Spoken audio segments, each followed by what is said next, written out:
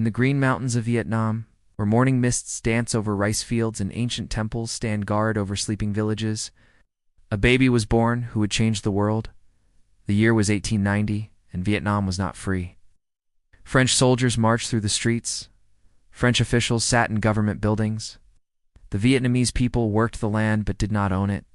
They grew rice but went hungry. They built roads and bridges for their foreign masters, while their own children could not go to school. The baby was given the name Nguyen Sinh Kung. His village was called Kim Lien, a place where farmers had lived for hundreds of years, following the same rhythms of planting and harvest that their grandfathers had known. But now everything was different. The French had come with their guns and their laws, and nothing would ever be the same again. His father was a man named Nguyen Sinh Sak, and he was different from other fathers in the village, could read and write in Chinese characters. He had studied the old books of wisdom, understood history and poetry and the ways that governments should work. But when the French offered him a job working for them, he said no. This was not a small thing. Many educated Vietnamese men took jobs with the French because it meant money and safety for their families. But Nguyen Sinh Sak looked at his young son and decided that some things were more important than money. Every night, as the oil lamps flickered in their small house, the father would tell his son stories. These were not fairy tales about dragons and princesses. These were true stories about Vietnamese heroes who had fought against invaders from the north. He told him about Trung Trak and Trung Nhi, two sisters who led armies against Chinese invaders 1,000 years ago. He spoke of Loloy, a farmer who became a king by driving out foreign enemies. These stories filled the young boy's mind with pictures of brave people who refused to bow down to those who tried to control them. The boy learned to read in the old way, sitting cross-legged on mats while a teacher showed him how to write Chinese characters with a brush and ink. He memorized poems about righteousness and duty. He learned that a good person should care about justice and help those who suffer. But outside the schoolhouse, he saw a different world. He saw Vietnamese people step off the road when French officials walked by. He watched farmers give their best rice to French tax collectors, while their own families ate the broken grains. When he was still very young, something happened that he would never forget. French soldiers came to his village to collect taxes. An old farmer did not have enough money to pay. Soldiers began to beat him with sticks. The old man fell to the ground, bleeding. Other villagers watched but did nothing. They were too afraid. The young boy felt something burning in his chest, a hot feeling that made him want to shout and fight. But he was too small, and the soldiers were too big, could only watch and remember. As he grew older, he began to understand more about the world around him. Vietnam had not always been ruled by the French. Its country had its own kings and its own laws. Vietnamese people had built beautiful temples and written great books. They had fought wars and made peace. They had been a free people, but now they were like prisoners in their own land.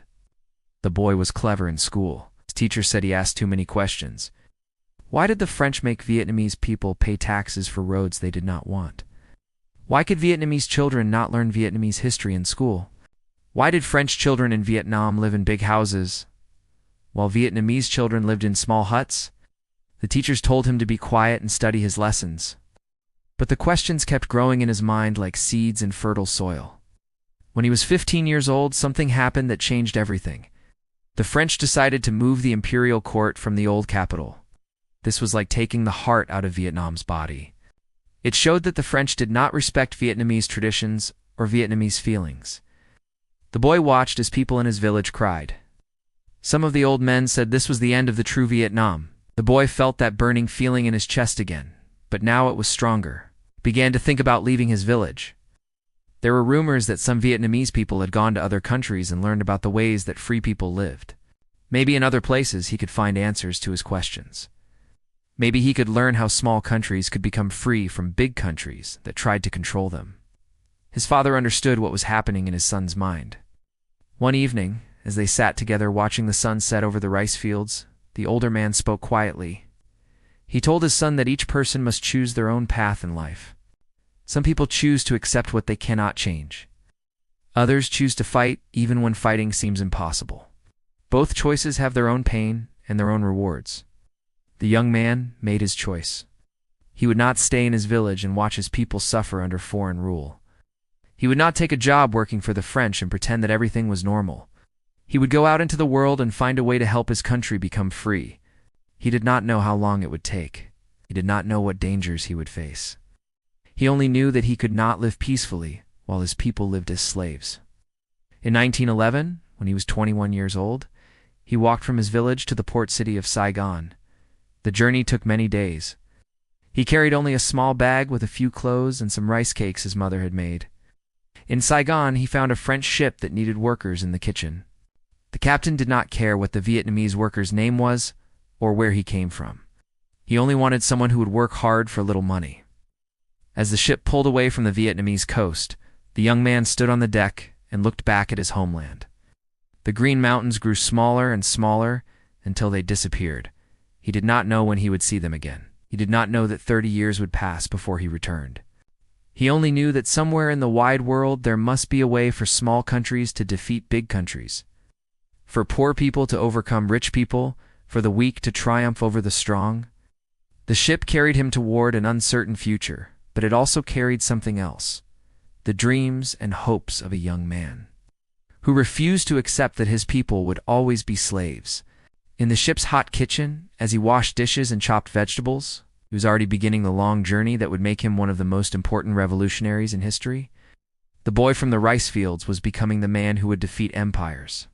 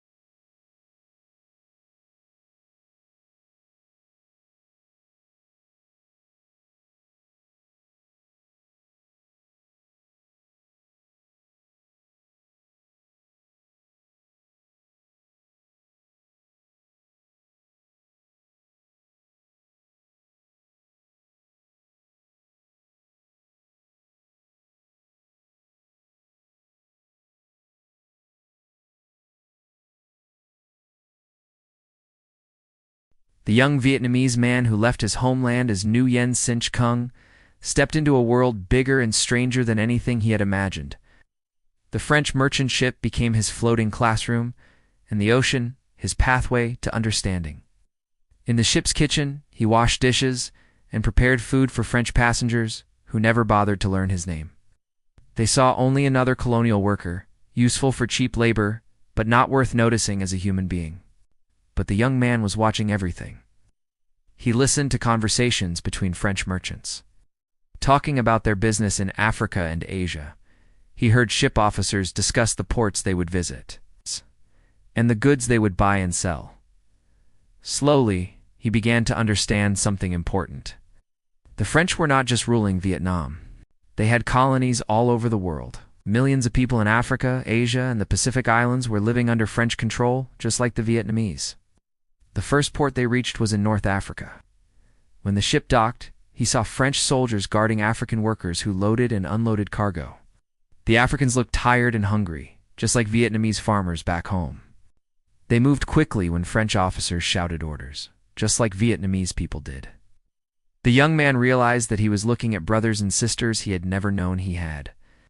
All over the world, people were suffering under the same system that made his own people miserable. From Africa, the ship sailed to Europe. When they reached the port of Marseille in southern France, the young man saw something that shocked him. French workers were arguing with their bosses about wages and working conditions. Some of them looked as poor and tired as colonial workers. This was confusing. He had been taught that all French people were rich and powerful. But here were French men and women who seemed to struggle just to feed their families. In the port city, he heard French workers talking about strikes and unions. They spoke about rich factory owners who paid low wages while living in big houses. He complained about government officials who cared more about business profits than about ordinary people. The young Vietnamese man began to understand that France was not one big happy family. There were French people who had power and money, and there were French people who had neither. The ship continued to London, the capital of the British Empire. Here was the heart of the biggest colonial empire in the world. British flags flew over lands on every continent. British ships controlled the oceans. British banks controlled much of the world's money. If any place should have shown him the hopelessness of fighting against colonial powers, it was London. But London taught him a different lesson. He found work in the kitchens of fancy hotels where rich British people ate expensive meals. In these hotels, he served food to the same kind of colonial officials and businessmen who ruled over Vietnam. He watched them eat and drink and laugh while talking about the profits they made from rubber plantations and rice farms worked by people who lived in poverty. After his shifts ended, he would walk through different parts of London. In the East End, he found neighborhoods where British workers lived in small, dark houses. These workers gathered in meeting halls to talk about their problems. They read newspapers that criticized the government and the rich factory owners. Some of them even criticized the British Empire and said that colonies should be free. This was amazing to the young man. In Vietnam, anyone who spoke against French rule would be arrested or killed. But here in London, British people could openly say that their own government was wrong. He began to attend these meetings, standing in the back and listening carefully. He heard British socialists say that working people all over the world should join together against the rich people who exploited them. From London, the ship sailed across the Atlantic Ocean to America. In New York City, he discovered yet another world. America was supposed to be the land of freedom and opportunity. The Statue of Liberty in the harbor promised that all people could find a better life there. But as he walked through different neighborhoods, he saw that America also had its divisions between rich and poor, between those with power and those without. In a neighborhood called Harlem, he met African Americans who told him stories that sounded familiar. They spoke about being treated as second-class citizens in their own country. They talked about laws that kept them from getting good jobs or living in certain neighborhoods. They described police who treated them roughly and courts that did not give them justice. The young Vietnamese man realized that even in America, the land of freedom, some people were more free than others. He met a man named Marcus Garvey, who was organizing African Americans to be proud of their heritage and to demand equal treatment. Garvey said that black people all over the world should work together to fight against those who tried to keep them down. This idea excited the young Vietnamese man. If African Americans could organize to fight for their rights, maybe Vietnamese people could do the same thing. During his years of wandering from port to port, the young man was changing. He was learning languages. He could now speak French, English, and some Chinese in addition to his native Vietnamese. He was reading books and newspapers whenever he could find them. Most importantly, he was developing new ideas about how the world worked and how it could be changed. He began to understand that the problems in Vietnam were not just Vietnamese problems. They were part of a bigger system where a few powerful countries controlled many weaker countries. This system made some people very rich while keeping most people very poor. The French who ruled Vietnam were not evil because they were French. They were part of a system that put profits above people and power above justice. But he also learned something hopeful. In every country he visited, he found people who were fighting against unfairness. Workers were organizing unions. Colonized people were demanding their rights. Even in the most powerful countries, there were people who believed that the system needed to change. The young man began to see that he was not alone in his dream of freedom for Vietnam.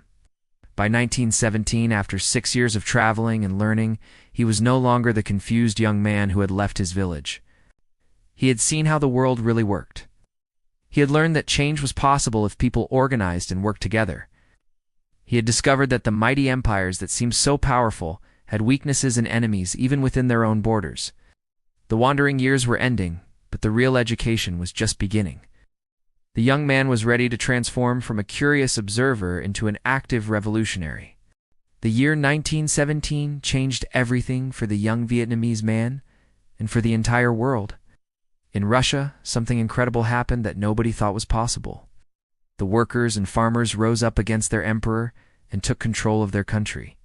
They threw out the rich nobles who had ruled them for centuries.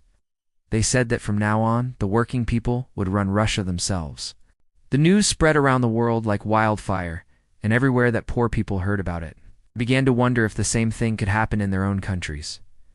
The young man was living in Paris when he heard about the Russian Revolution. He was working as a photo retoucher during the day, carefully improving pictures that rich people wanted to look perfect. At night, he worked as a gardener, taking care of flowers and plants for wealthy French families. It was quiet work that gave him time to think about what was happening in the world. Paris, after the war, was full of excitement and new ideas. Soldiers had returned from the battlefield with stories about the terrible things they had seen. Workers were demanding better wages and shorter working hours. Students were reading books about new ways to organize society. In small cafes and meeting rooms, people gathered to talk about revolution and change. The young Vietnamese man started calling himself Nguyen Ai Quoc, which meant Nguyen the Patriot. He wanted people to know that even though he was far from home, he had not forgotten about Vietnam and its suffering. He began attending meetings where Vietnamese people living in Paris talked about their homeland. Some of them had been in France for many years. Some had fought for France in the war and expected to be rewarded with better treatment for Vietnam. Others had come to study and planned to return home with new knowledge. In 1919, something happened that would change his life forever. The leaders of the countries that had won the war met in Paris to decide how to rebuild the world. President Wilson of America spoke about self-determination, which meant that people should be able to choose their own governments. The young man thought this was his chance to help Vietnam. He used his savings to rent a formal suit and wrote a petition asking for basic rights for the Vietnamese people. He was not even asking for independence, just for fair treatment within the French Empire. He wanted Vietnamese people to have the same rights as French citizens. He wanted freedom of speech, freedom of the press, and representation in the government. These seemed like reasonable requests. But when he tried to present his petition to the peace conference, he was ignored. The important leaders were too busy dividing up the territories of the defeated countries to worry about the complaints of one young Vietnamese man. His petition was not even read. The newspapers barely mentioned it. The great powers of the world made it clear that they had no interest in giving freedom to their colonies. This rejection was like a knife in his heart, but it also opened his eyes. He realized that the democratic countries of the West only cared about democracy for themselves. They spoke beautiful words about freedom and justice, but only when it benefited them. For colonized people, there would be no justice from Western democracy. Around this time, he began reading the writings of a Russian revolutionary named Lenin. Lenin had written about imperialism and explained how rich countries stayed rich by exploiting poor countries. He described how capitalist nations needed colonies to provide cheap raw materials and markets for their products. Lenin argued that colonized people could only become free by overthrowing the entire capitalist system. These ideas made sense to the young Vietnamese man. He began to understand that Vietnam's problems were not separate from the problems of workers in France or farmers in Russia. They were all victims of the same system that put profit above human dignity. If this system could be changed in Russia, maybe it could be changed everywhere. In 1920, he attended a meeting of the French Socialist Party in the city of Tours. The socialists were arguing about whether to join the new Communist International that Lenin had created in Russia. Some socialists wanted to work for gradual change within the existing system. Others wanted to follow the Russian example and work for complete revolution. When it came time to vote, Nguyen Ai Quoc stood up and gave a speech that electrified the room. He spoke about colonialism and how it used the same brutal methods as fascism, said that any socialist party that did not oppose colonialism was not really fighting for justice. His words were passionate and clear. He voted with the group that became the French Communist Party. This was the moment when the wandering young man became a committed revolutionary. He had found not just an explanation for the world's problems, but also a plan for solving them. Communism offered a way for working people everywhere to join together and overthrow their oppressors. It promised a world where there would be no more colonies, no more exploitation, and no more inequality. The 1920s became his decade of learning and organizing. He traveled to Moscow, the capital of the new Soviet Union, where he studied at a special school for revolutionaries from Asia Africa, and Latin America.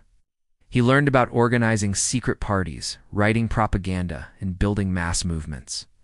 He met other young revolutionaries from around the world who shared his dreams of liberation.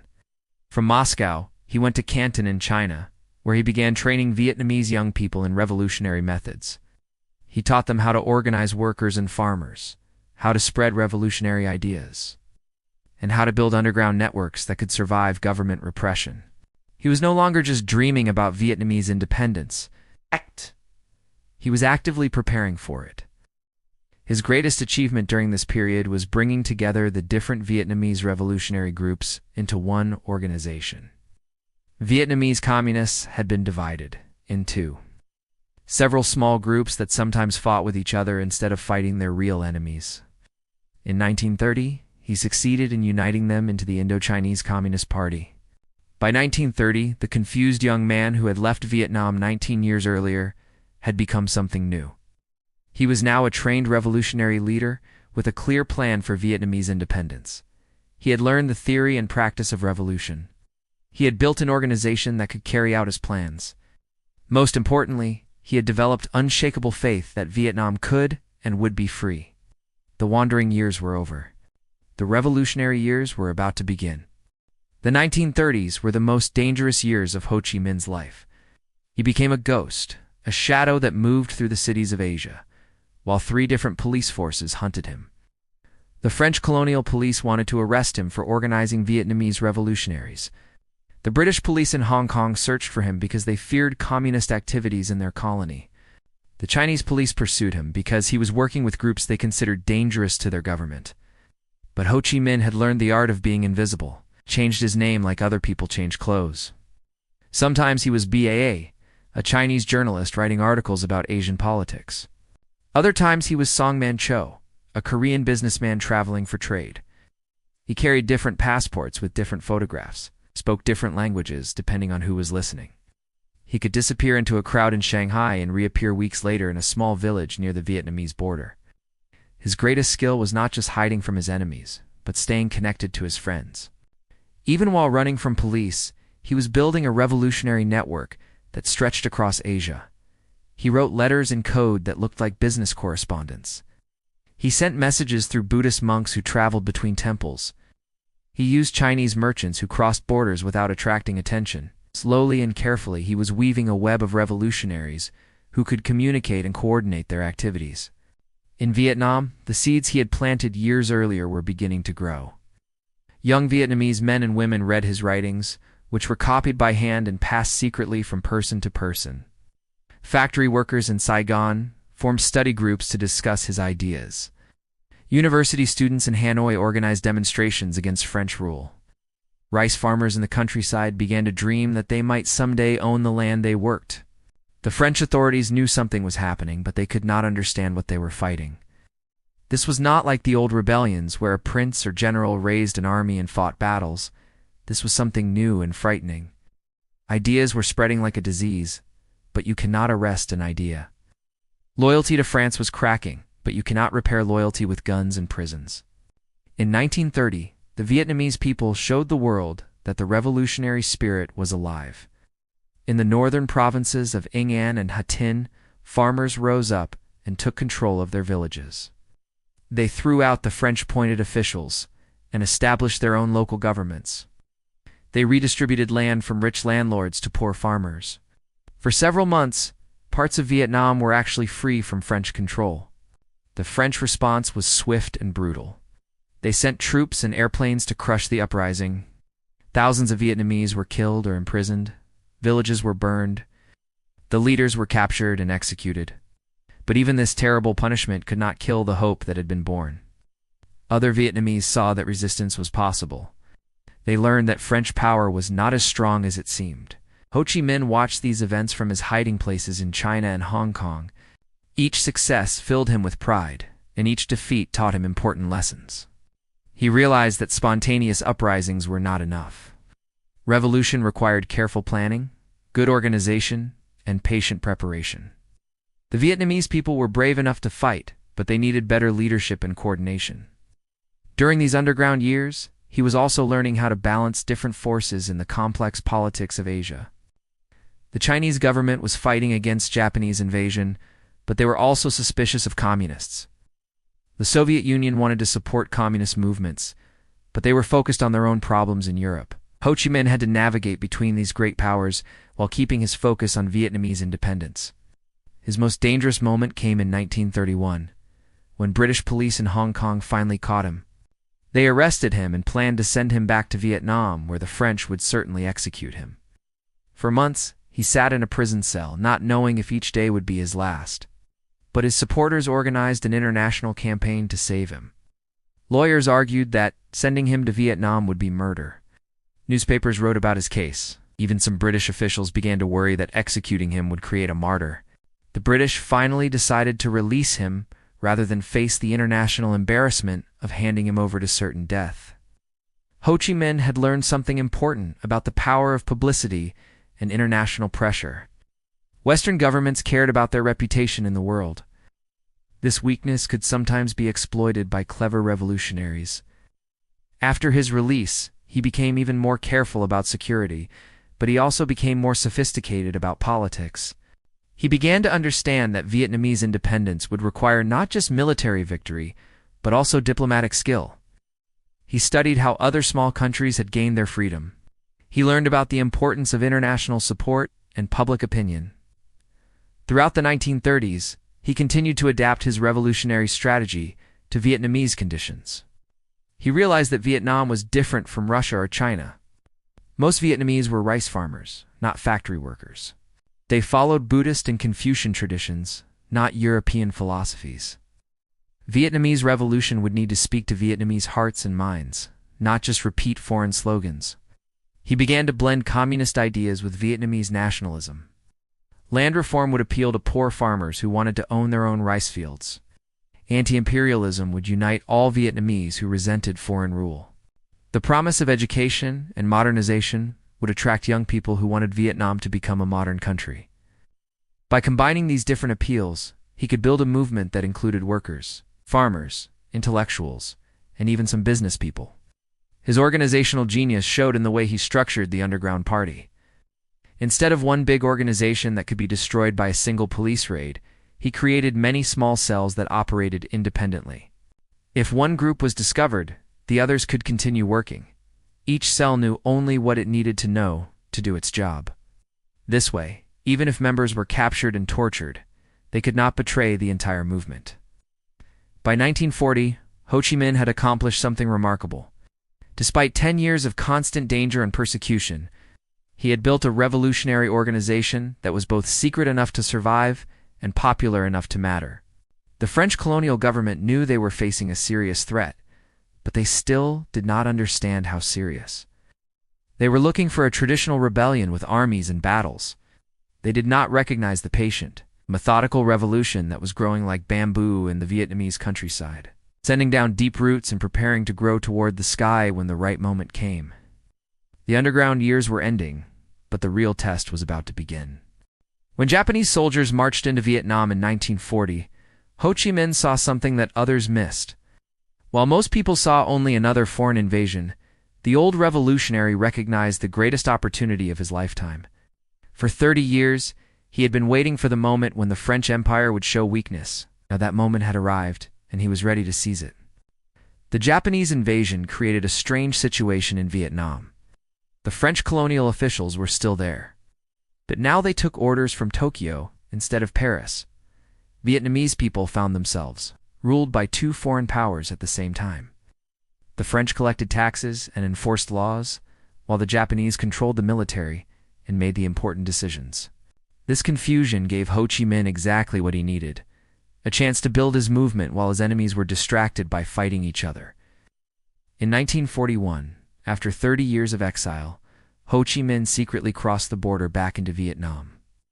He was 51 years old, and many Vietnamese people had never heard his name. The young man who had left his village as Nguyen Sinh Kung was returning as an experienced revolutionary leader with a new identity and a clear plan. He chose a new name for this new phase of his life, Ho Chi Minh, which meant he who enlightens. His first stop was a cave in the mountains near the Chinese border, a place called Pac Bo. This cave became his headquarters for planning the liberation of Vietnam. Here, surrounded by his closest supporters, he made one of the most important decisions of his career. He decided to create a new organization that would unite all Vietnamese who wanted independence, not just communists.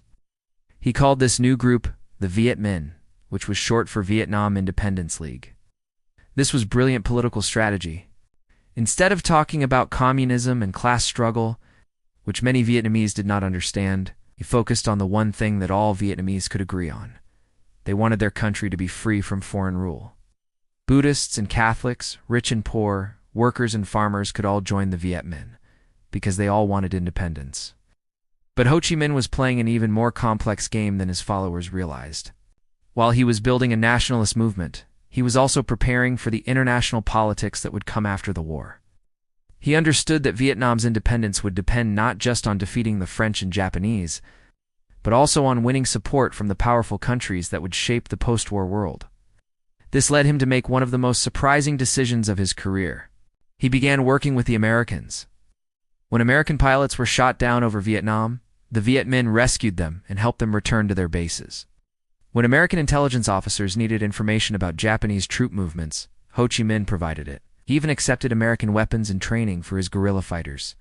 The Americans were happy to work with anyone who would fight the Japanese, and Ho Chi Minh seemed like a useful ally.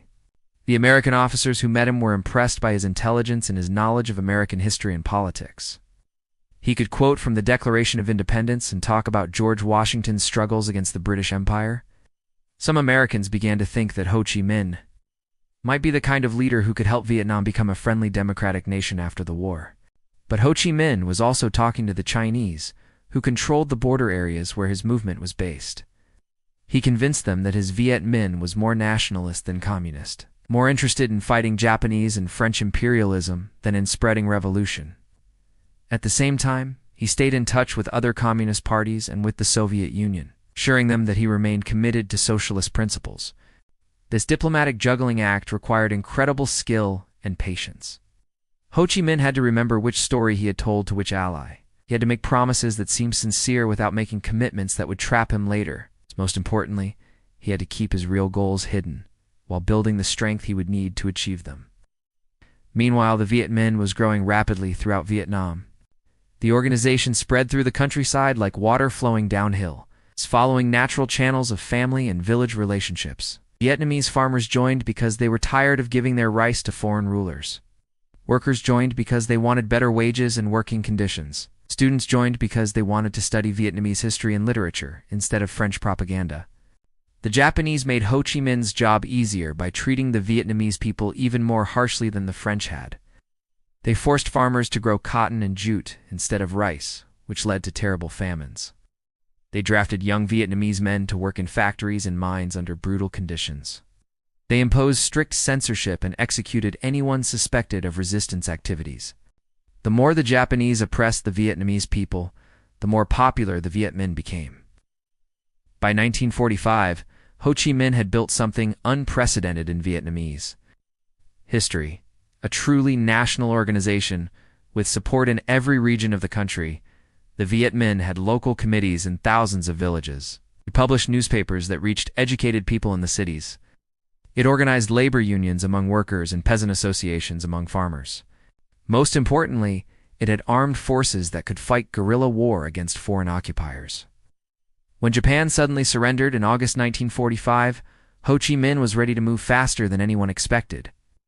While other political groups were still trying to figure out what had happened, the Viet Minh took control of government buildings throughout Vietnam.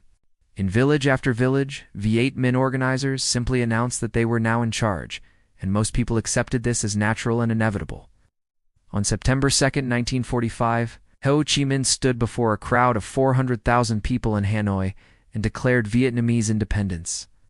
He began his speech with words that every American would recognize. All men are created equal. The Creator has given us certain inviolable rights: the right to live, the right to be free, the right to achieve happiness. These words were not chosen by accident. Ho Chi Minh was sending a message to the world that Vietnam's independence movement was based on the same principles that had founded the United States of America. For a brief moment, it seemed like Vietnam might achieve independence without another war. The Japanese were gone, the French were weak, and the Americans seemed friendly. Ho Chi Minh had used the chaos of World War II to position himself as the legitimate leader of a united Vietnam. But he knew that this peaceful moment would not last long. The real test of his revolution was about to begin. The dream of peaceful independence died slowly and painfully. For more than a year after declaring Vietnamese freedom, Ho Chi Minh tried desperately to find a way to avoid war with France. He met with French officials, signed agreements, and made compromises that angered many of his own supporters. He was willing to accept something less than complete independence, if it meant his people could avoid the terrible suffering of another war. But the French had different plans. They had lost their empire in Europe to the Germans and their colonies in Asia to the Japanese. Now they were determined to rebuild their power and prestige by reconquering Vietnam. French generals spoke proudly about teaching the Vietnamese a lesson about who was really in charge.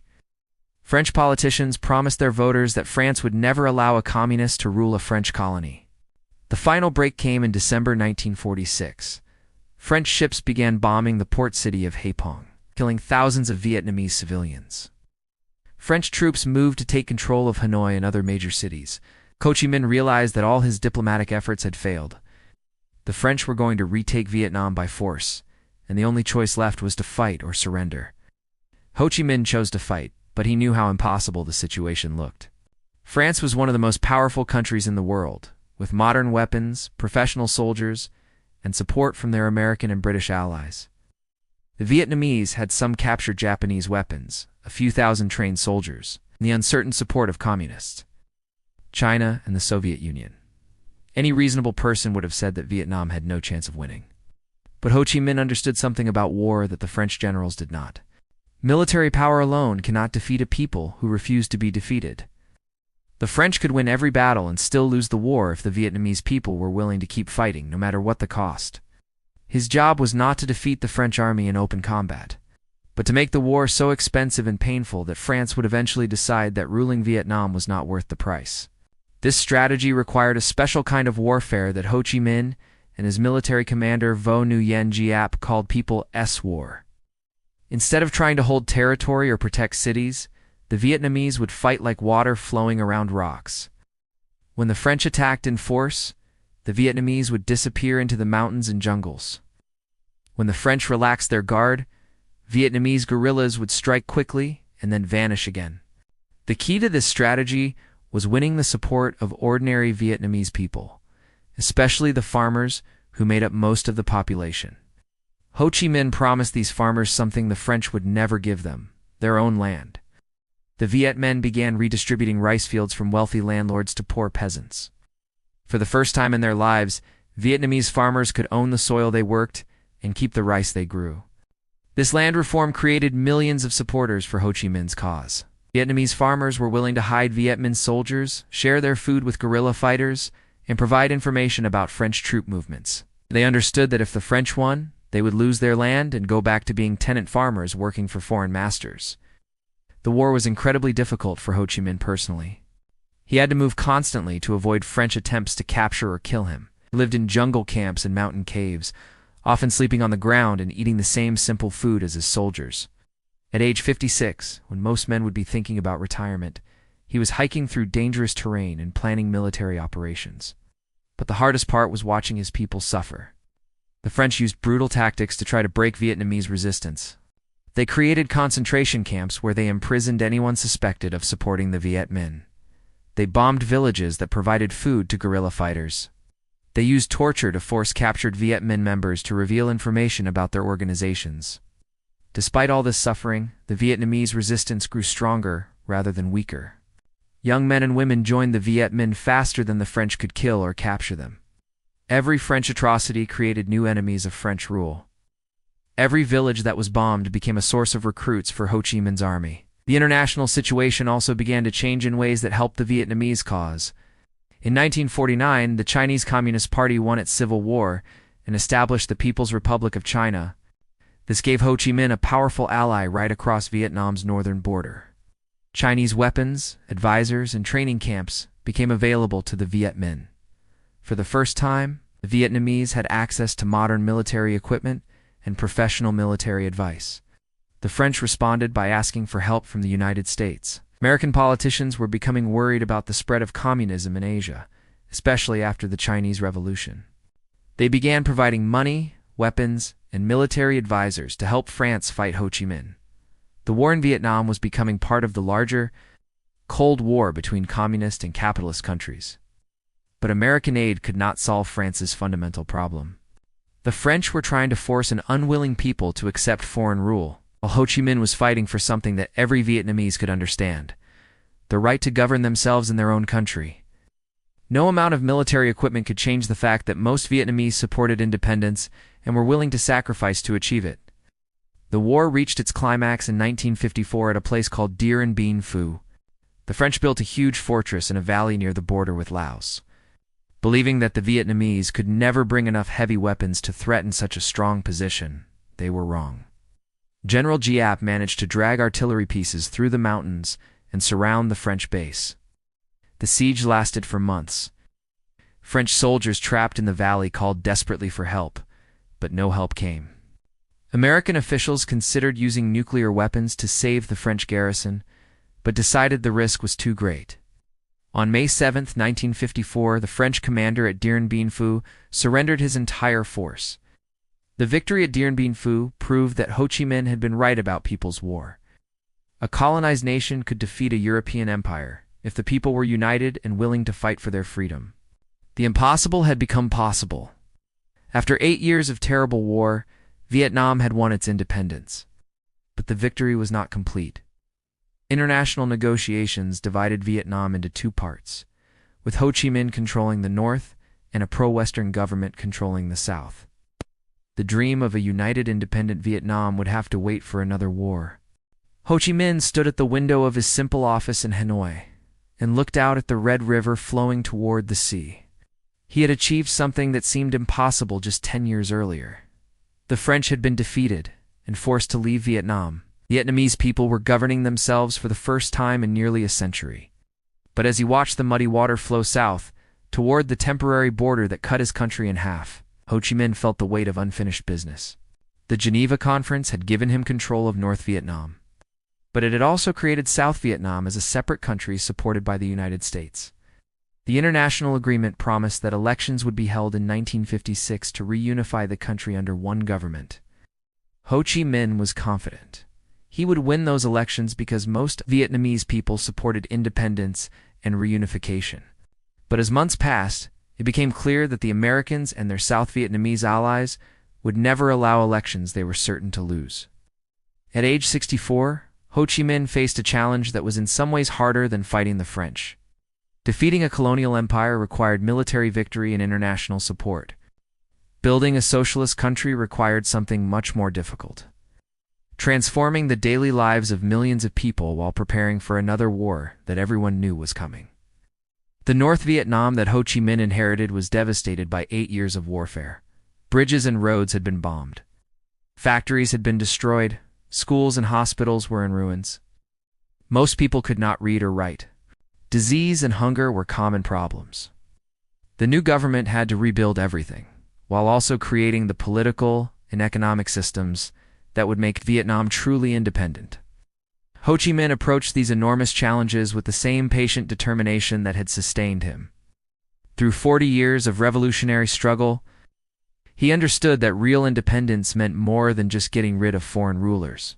Vietnam had to develop its own industry, educate its own people, and create a society where everyone had enough food, decent housing, and meaningful work. The land reform campaigns of the mid-1950s were the most important and most controversial part of this transformation. Ho Chi Minh knew that winning the loyalty of Vietnam's peasant majority required giving them ownership of the land they worked.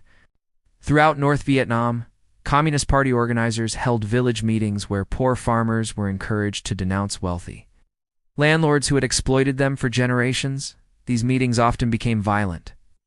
Angry farmers sometimes beat or killed landlords who had treated them cruelly. Thousands of people were executed or sent to prison camps. Even some middle-class farmers who owned small plots of land were punished as enemies of the people. The campaign created fear and resentment among many Vietnamese who had supported Ho Chi Minh's fight against the French, but now found themselves targets of his revolutionary government. When reports of these excesses reached Ho Chi Minh, He made a decision that showed both his political wisdom and his genuine concern for the Vietnamese people. He publicly admitted that the land reform campaign had made serious mistakes. He apologized to families who had been wrongly persecuted. He removed officials who had been too extreme in their methods. This willingness to acknowledge errors and change course helped him maintain popular support even during difficult times. But Ho Chi Minh could not focus entirely on domestic problems because the international situation was becoming more dangerous every month. In South Vietnam, the American-supported government of Ngo Dinh Diem was becoming increasingly unpopular with its own people. Diem was a Catholic ruler in a Buddhist country, a dictator who spoke about democracy, and a nationalist who depended on foreign support. His harsh treatment of political opponents and his favoritism toward Catholics created widespread resentment. Ho Chi Minh saw opportunity in Diem's problems, but he also faced a strategic dilemma that would define the rest of his life. Should he focus on building socialism in North Vietnam and wait for South Vietnam to collapse from its own contradictions? Or should he actively support the growing resistance movement in the South, which would certainly provoke American military intervention? This decision was complicated by the international politics of the Cold War. The communist world was splitting between the Soviet Union and China, and both superpowers wanted Ho Chi Minh to choose their side. The Soviets urged him to be patient and avoid provoking the Americans. The Chinese encouraged him to support immediate revolution in South Vietnam. Ho Chi Minh needed help from both countries, but he refused to become a puppet of either one. His solution was characteristically clever and typically Vietnamese. He accepted aid from both Moscow and Beijing while making his own decisions about how to use it. He played on each superpower's fear that he might align completely with their rival. When Soviet leaders urged caution, he hinted that China's more aggressive approach might be more attractive. When Chinese leaders pushed for immediate action, he suggested that Soviet patience might be wiser. Meanwhile, he was quietly building the infrastructure that would support another war if it became necessary. The Ho Chi Minh Trail, a network of paths and roads through the mountains and jungles along Vietnam's border with Laos and Cambodia, became the lifeline that could supply revolutionary forces in South Vietnam. Thousands of workers labored to create this transportation system, often under difficult and dangerous conditions. By 1960, it was clear that the hoped-for elections would never happen, and that South Vietnam's government was not going to collapse peacefully. Ho Chi Minh made the fateful decision to support the creation of the National Liberation Front, a new organization that would coordinate the growing resistance movement in South Vietnam. Like the Viet Minh in the 1940s, the NLF was officially a nationalist coalition, but it was actually controlled by Vietnamese communists loyal to Ho Chi Minh. The Americans called the NLF fighters Viet Cong, meaning Vietnamese communists, and began sending military advisors to help the South Vietnamese government fight them. Ho Chi Minh watched these developments with mixed feelings. He was proud that the Vietnamese Revolution was spreading throughout the country, but he also knew that American involvement would make the coming war much more difficult and destructive than the fight against France. As 1964 began, Ho Chi Minh was 74 years old and in declining health. He had spent most of his adult life preparing for and fighting wars of liberation. Now he faced the prospect of another war, this time against the world's most powerful military. But he had learned something important during his long revolutionary career. If a cause is just and a people are united, they can overcome any enemy, no matter how strong. The question was whether his aging body would last long enough to see his life's work completed. The hardest test was yet to come. The thunderous roar of American bombers filled the sky over Hanoi as Ho Chi Minh walked slowly through the streets of his capital city. It was 1965, and the most powerful military force in human history had come to Vietnam. B-52 bombers dropped more explosives on this small Asian country than had been used in all of World War II. 500,000 American soldiers patrolled the countryside, with the most advanced weapons technology could provide. The President of the United States had declared that America would not be defeated by a few thousand Vietnamese peasants. But the old revolutionary was not intimidated. At 75 years old, with his thin white beard and simple clothes, Ho Chi Minh looked more like a village grandfather than the leader of a nation at war. When the air raid sirens wailed and people ran for bomb shelters, he often refused to take cover. He would stand calmly in his garden, watching the American planes fly overhead, as if he were observing the weather rather than an attack designed to kill him. His advisors begged him to move to a secure bunker outside the city.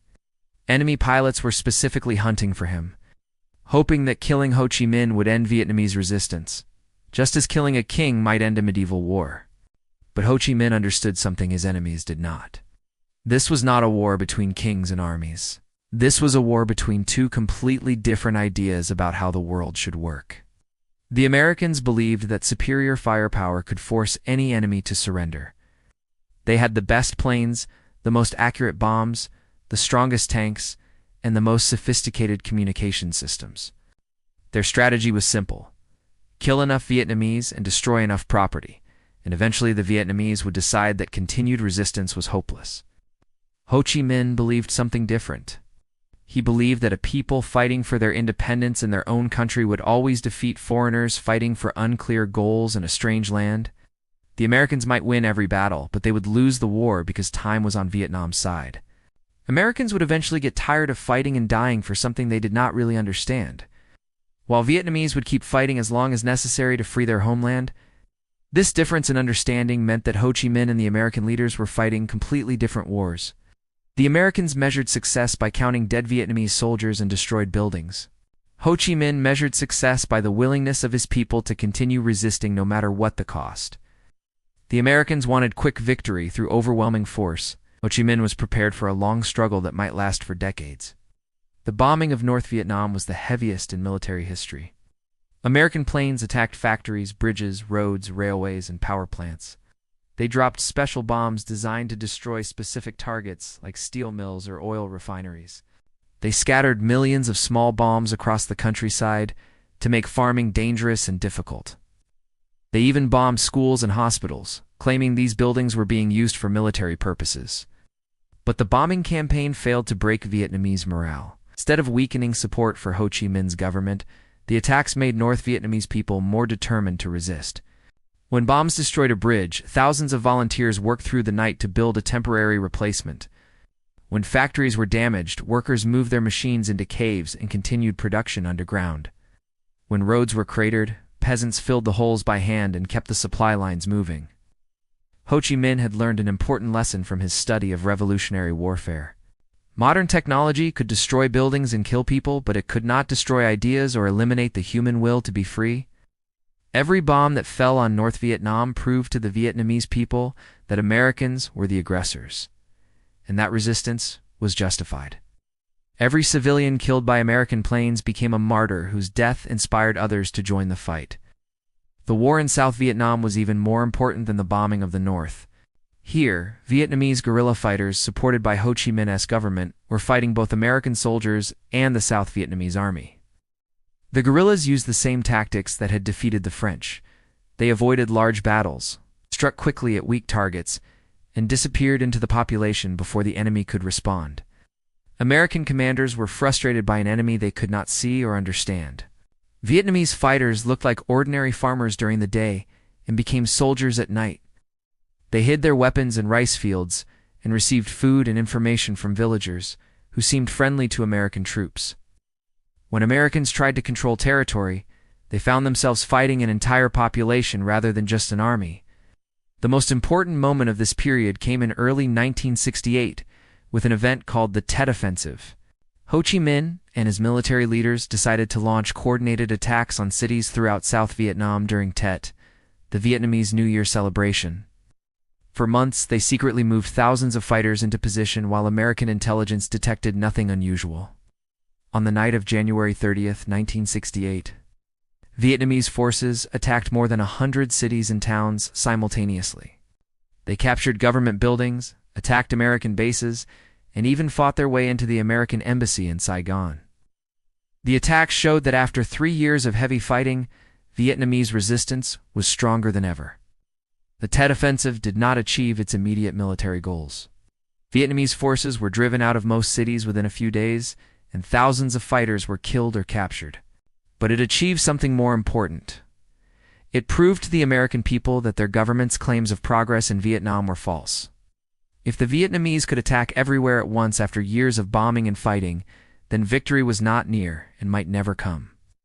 American television showed burning cities and desperate fighting. American newspapers asked hard questions about a war that seemed to have no end. For the first time, many Americans began to doubt whether their country should be fighting in Vietnam at all.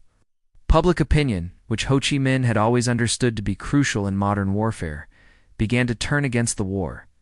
As 1968 ended, Ho Chi Minh could see that his strategy was working. American casualties were mounting. American money was being spent at an unsustainable rate. And American public support for the war was declining. The most powerful country in the world was learning the same lesson that France had learned 20 years earlier. Military strength alone cannot defeat a determined people fighting for independence in their own land. But Ho Chi Minh was also paying a personal price for this success. The stress of leading a nation at war, combined with his advanced age, was destroying his health. He knew that he might not live to see the final victory he had worked toward for almost 60 years. The ultimate test was nearing its conclusion, but the old revolutionaries' time was running out. On September 2, 1969, exactly 24 years after he had declared Vietnamese independence in Ba Dinh Square, Ho Chi Minh closed his eyes for the final time.